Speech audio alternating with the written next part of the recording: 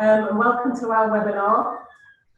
Today we're going to be talking to you about tackling the symptoms of mental ill health through adult community learning. I'll just introduce us first. I'm Kate Downs, I'm the Services Manager at BackonTrack. I'm Rachel Garratt, I'm the Community Learning Mental Health Coordinator here at BackonTrack. And I'm Rachel Downs, I'm the Education Coordinator. I'll just share our screen so we can get our help. You don't have to be called Rachel to work here. Just helps. Yeah, we've got about 5 Rachels. Okay. I'll just tell you a bit about BackonTrack before we start. BackonTrack is an independent charity. We've been running since 1977, and we work with adults who have had problems in their lives with homelessness, mental health, substance misuse, or offending. And on this project, we're working in partnership with the Manchester Adult Education Service, and they're the lead partner. We participated in phase 1 of this project, branding our courses Heads Up, and those courses embedded the 5 ways to wellbeing, and we developed a really good course, we think, that addressed all 5 ways. So in phase 2, we're going to take a similar approach by looking at the 5 ways to wellbeing, but we're going to have a range of courses this time, including things like art, drama, IT, this kind of thing. So the structure for the webinar that we're sort of going to deliver today, we're going to look at some previous research that was conducted here at BackonTrack, sort of outside of the Community Learning Mental Health Research Project, and how that sort of has helped us sort of design some of our courses. We're going to look at how we are adapting our Heads Up programme for phase 2 and our methodology for linking the mental health symptoms with an established adult community learning activity. We're going to focus, as we said before, on the ways to wellbeing. We're going to focus on the Connect pathway, just because it would have taken us too long to do all 5 in one webinar, so we thought we'd just go straight into the Connect.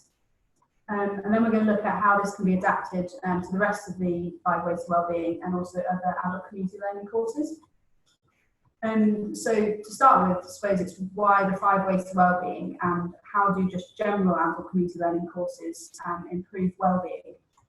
So as I said before, we had a bit of previous research here at BackonTrack last year where they had an external master's student come in and interview some of our BackonTrack learners and do some case studies on learners who were attending courses that weren't part of the mental health research project, just were part of some of our general adult community learning. Obviously, she was looking at examining the effects of a community-based adult learning programme on wellbeing. And we thought we would share with you some of the quotes that came out of that research that learners spoke about their mental health in general. So we thought we had a few quotes that came out of that. So, for example, I came back to Manchester at the end of February and I was depressed. My mental state was just not there. I was trying different things and I got told about this place. We've got this one here at the bottom, which is a really nice one, saying having a hidden illness is worse than having an illness you can see. So it's easy to push people away because you feel by pushing them away you are saving them from seeing the real you. My problem is depression and anxiety. That's where my illness was. I don't want to go out and talk to people. So these are sort of the problems that people are coming in, and it wasn't a specific programme for mental health, it was just our generic, because our activities that people were coming in to access. So we looked at these people that were coming on this programme through the case studies and actually found that a lot of the outcomes from completing the course had a lot to do with the connection that they made on the course. And we found that people were saying, we weren't specifically talking about Connect, and it was just generally what happened on the course. So people were saying you get to be with people who are in the same situation as you, there's no fear of being different, it's like being in a small community where we're equal, like a family, I feel safe here, my depression goes up and down, but I can deal with it better now, I can go out instead of isolating myself. So we thought these quotes were really nice and actually people going through the process of connecting has helped improve their wellbeing. So this sort of led us on to really looking at our methodology for linking mental health symptoms with Connect. So we started off by asking ourselves some sort of questions about the Connect pathway. How can the Connect pathway address common symptoms of anxiety and depression? What causes people to lose connection? When people lose connection, how might it make them feel? And how can we support people to reconnect? In order to answer these questions, we need to look at the symptoms of ill mental health. So we started to have a look at what are the symptoms of mild to moderate mental health problems. And to get an idea of this, we looked at the NHS guidelines for symptoms of depression and anxiety. And then we also looked at our own mental health self-assessments that we've been using as a part of this project to identify some of those symptoms. So how do these symptoms link to the Connect pathway as part of the Ways to Wellbeing?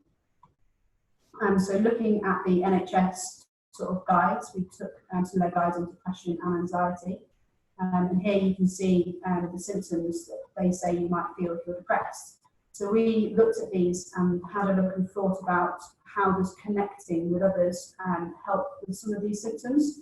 So we identified quite a few of these. So as you can see, for example, putting things off, expecting the worst, cutting yourself off from other people, feeling angry and irritable. So we thought that by connecting with others or connecting, you can address some of these symptoms.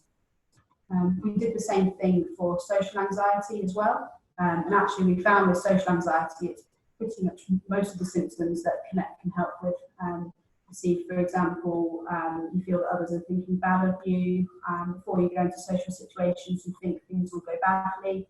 You believe somebody might not like you. So again, by addressing Connect, we think you can address some of these symptoms.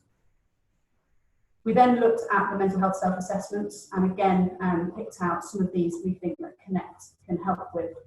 Again, little interest or pleasure in doing things, feeling bad about yourself, not being feeling close to other people, all sort of symptoms that Connect can sort of address. So that moves on to Rachel to talk about the sort of lack of connection. Yes, okay, so in order to look at how the pathways can help, we're going to look at how the past pathways being absent or dysfunctional, if you like, is linked to experience of mental health problems, and to kind of explore the causality, if you like, of it. So we're thinking about different situations that people might be in that might cause them to have mental health problems. People might be experiencing challenging circumstances due to their living conditions or events that have happened to them. They might be going through life transitions, parenthood, bereavement, etc. There might be accumulation of past experiences that has gradually built up to the point where they're experiencing problems. Or there may be no obvious reason for mental health problems developing, or it may not be apparent. So some of the common symptoms that people might experience due to these causes could be feeling low, anxious, self-conscious, preoccupied, feeling bad about yourself, losing interest in things and feeling numb. So these are feelings that might be recognised as symptoms of anxiety or depression.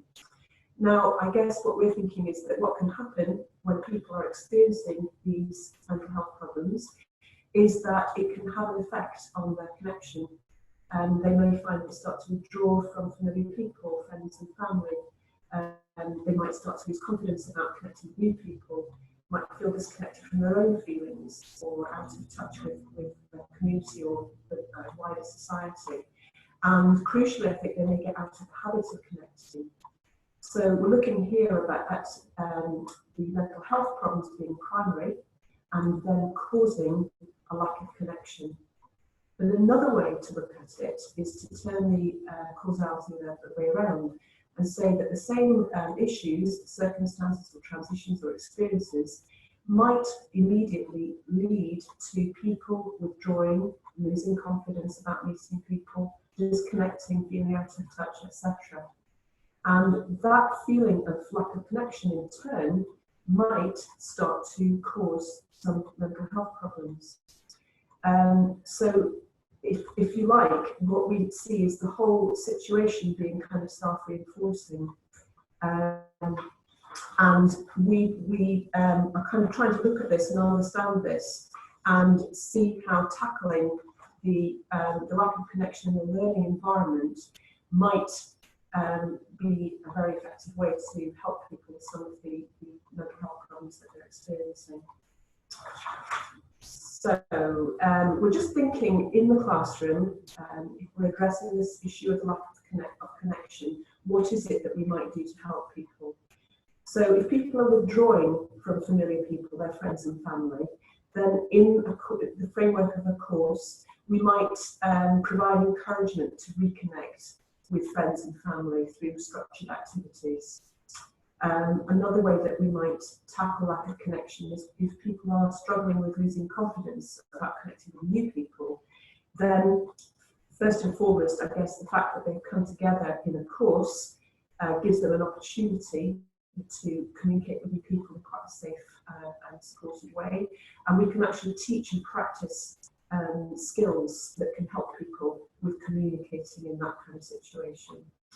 Another way we could help is if some people are feeling disconnected from their own feelings, we can teach activities to be able to connect with oneself. And some of those might lead into the next pathway, and we'll take notice pathway. If people are feeling out of touch with society as a whole, we can encourage learners to discover and share with each other their own ideas and strategies for connecting. And we had an experience of this yesterday when the first Connect session took place, and there were 6 guys in class, and through doing this they decided that they would like to set up a socks box to collect socks to distribute to homeless people in Manchester.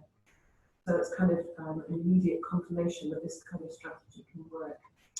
And finally, if people have simply got out of the habit of connecting, which in itself can make it increasingly difficult, by bringing people together every week for the course, we're giving people practice so that they can build their stamina and build their confidence.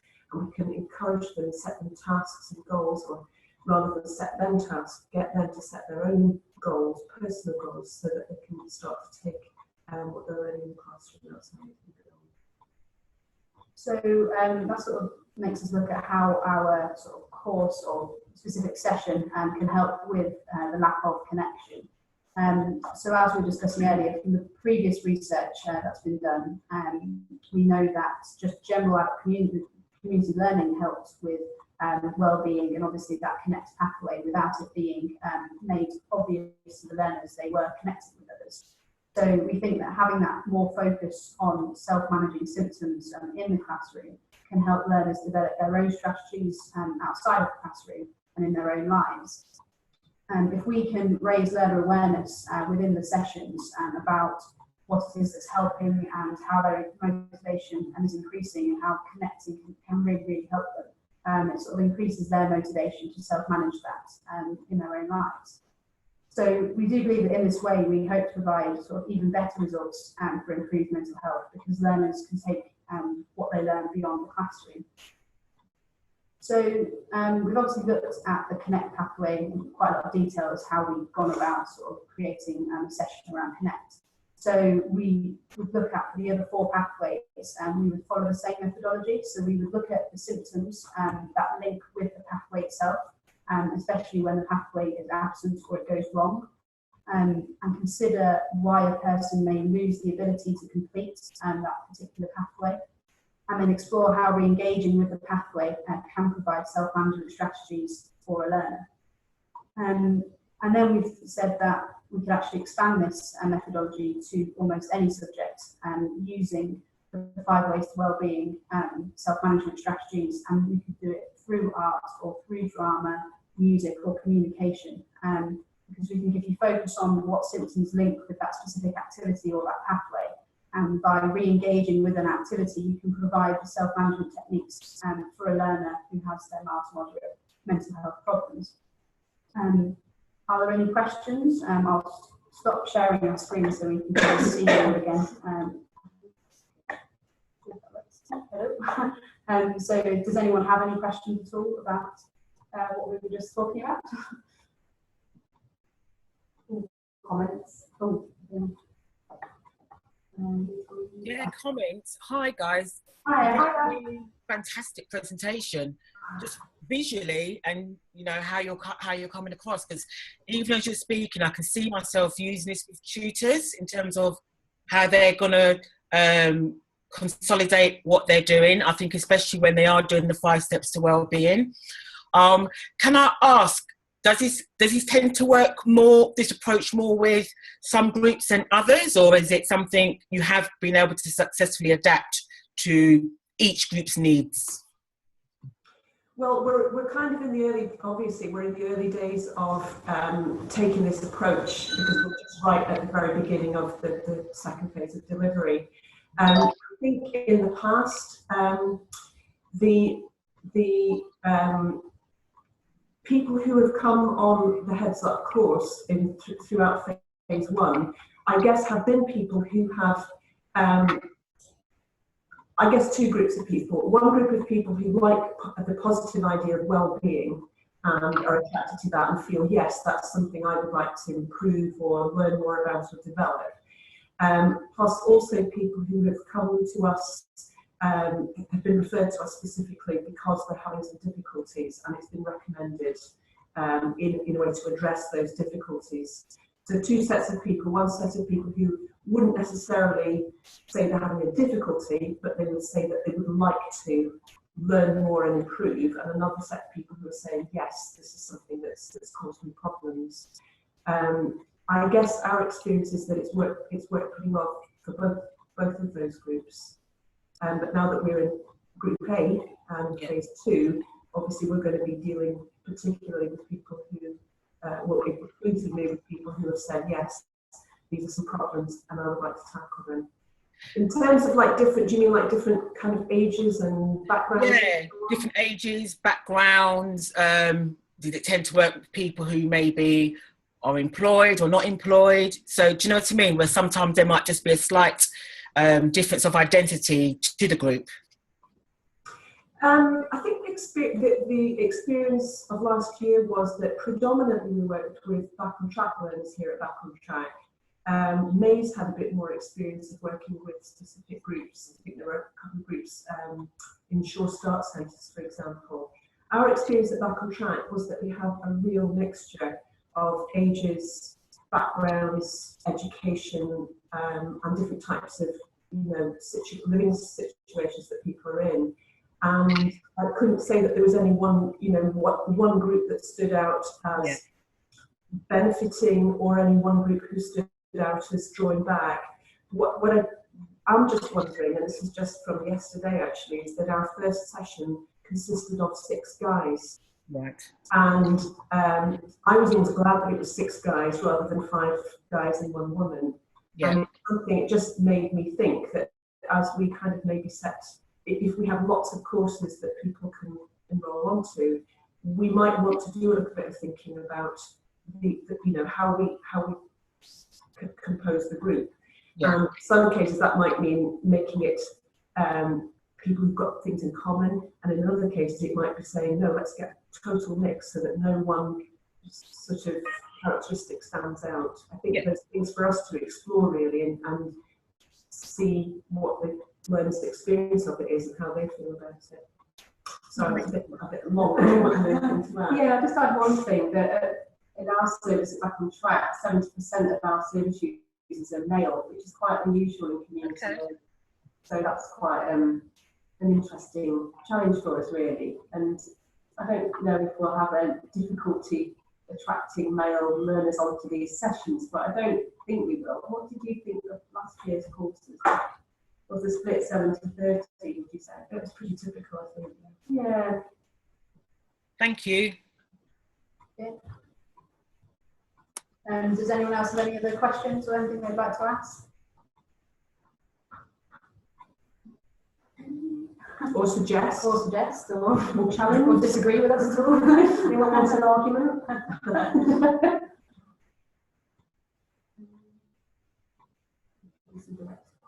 Helen, what do you think? Yeah, I think that's.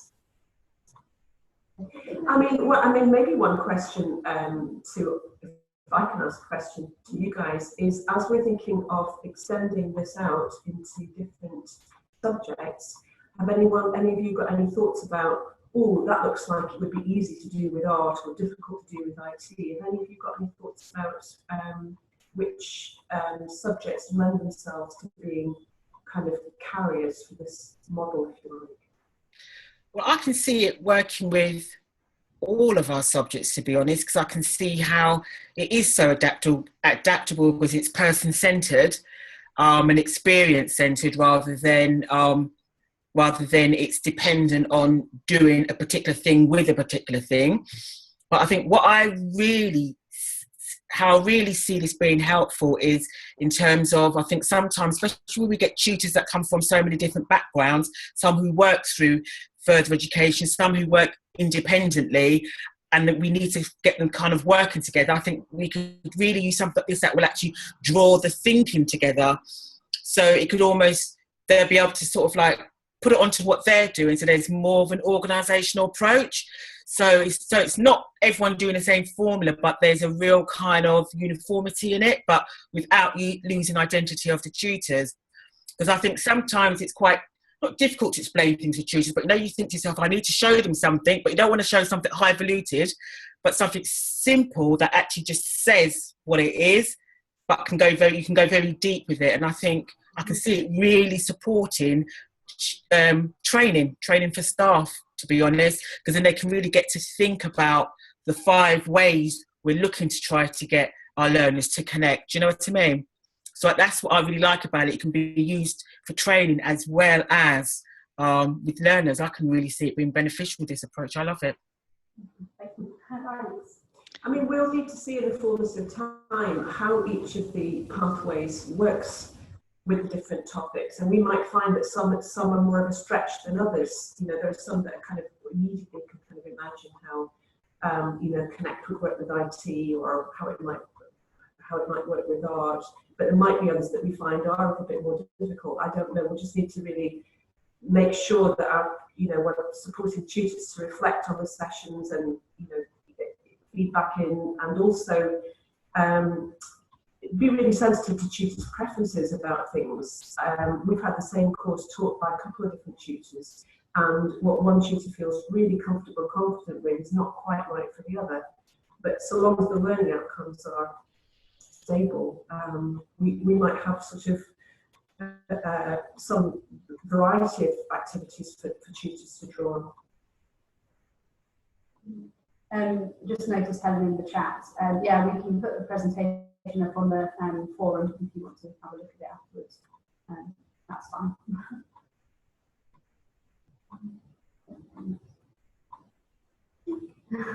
Okay, well, thanks everybody for tuning in. Thank you, ladies. Does anybody have any other questions or comments? Helen's written a comment to say, I think that your approach could work with most subjects too.